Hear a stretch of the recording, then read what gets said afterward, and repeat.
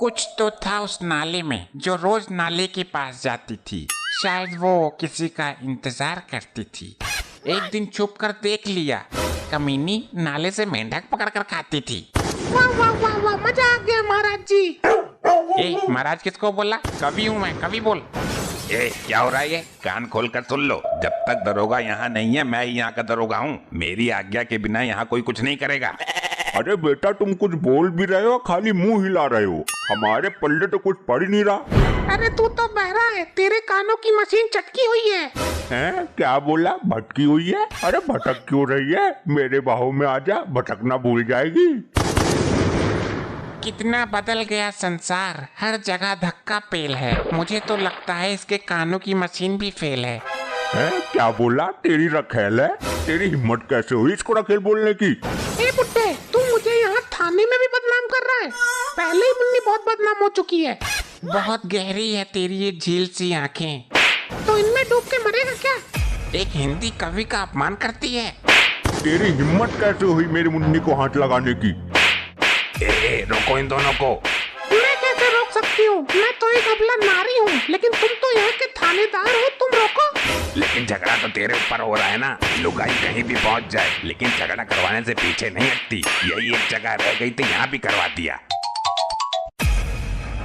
के भाई, के हो रहा है हमारी गैर हाजिरी में? कुछ नहीं सर। ना कुछ तो हो रहा है। चलो हमें बताओ इनके बारे में। जी सर। सर ये जो है, ये हिंदी के कवि है, कविताएं सुनाते हैं। और भाई ये वृद्ध मानव कौन है? साहब ये तो बहरा है, सुनता ही नहीं है। बहुत बढ़िया भाई, विचित्र संयोग है ये तो। इस बहरे को किस जुर्म में लाए हो भाई? सर इसने बहुत अपराध किए हैं। लोगों को दूध में पानी मिलाकर बेच रहा था। सर इसने मुझे भी पानी का दूध दिया था कई बार। अच्छा भाई, कितना पानी मिलाया था तूने मुन्नी बाई के दूध में? अबे बोला ही ना ये तो। आशिकी के मामले में ये भी थी पूरी हिस्ट्री सीटर। कांस्टेबल साहब पहले ये बताइए, मुन्नी दूध देती थी कितने लीटर? अबे ये क्या बक रहा है तू थाने में? ऐसी हरकत करना दंडनीय अपराध है मूर्ख कवि। अरे जितनी दूध की मात्रा होगी उसी हिसाब से पानी मिलाया होगा उसने। उसे बताइए कितना दूध देता था, तभी तो बोलेगा वो। लगता है इस बहरे ताऊ को उल्टा लटकाकर 3rd डिग्री देनी पड़ेगी। भाई मार्कंडे, तू उससे बहस मत कर। क्या कहा? भैंस? लगता है दरोगा जी मुझसे भैंस के बारे में पूछ रहे हैं। मेरा काम भी तो दूध का ही था।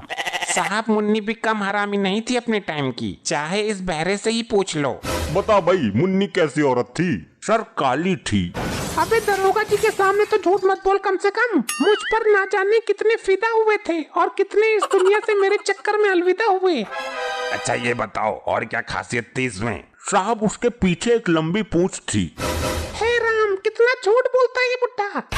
अच्छा और क्या देखा तुमने उसमें?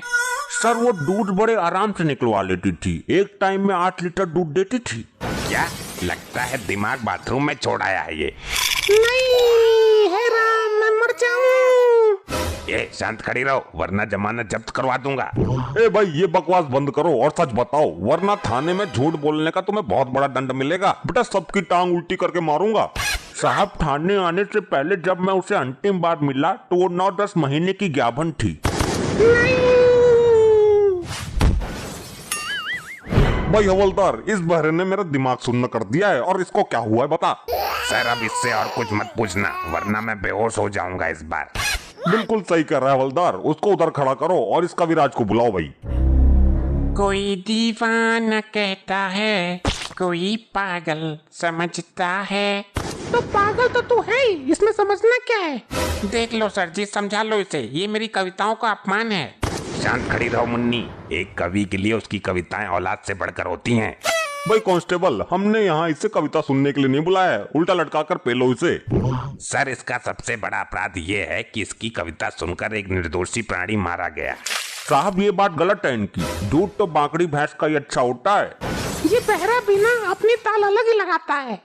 तो भाई ये बता, ऐसी कौन सी कविता सुनाई थी तूने जिसे सुनकर उस प्राणी की मृत्यु हो गई?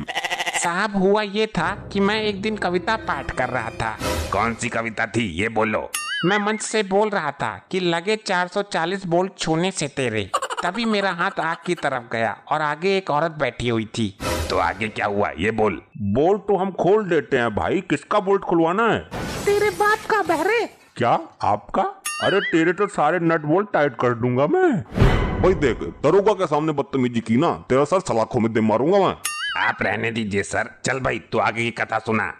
जब मेरा हाथ आगे की ओर गया तो सामने एक औरत बैठी हुई थी। उसके साइड में ही एक बंदा और बैठा हुआ था। उस बंदे को लगा कि शायद इसमें ही 440 वोल्ट का करंट है। नहीं कविराज, भैंस तुम्हें गौशाला से लेकर आनी चाहिए थी, बहुत अच्छी मिलती है।